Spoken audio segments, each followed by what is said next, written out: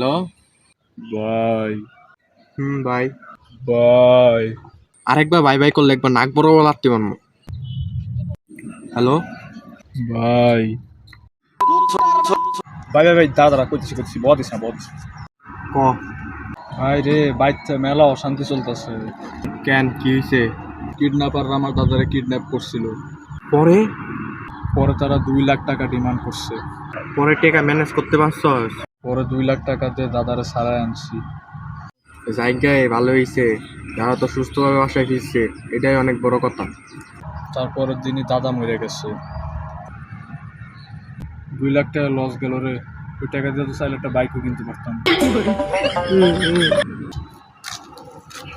কি রে সান না অন্য কান্দছে কি লিগা? তার জিগাই বন্ধু মানুষদের তো যাই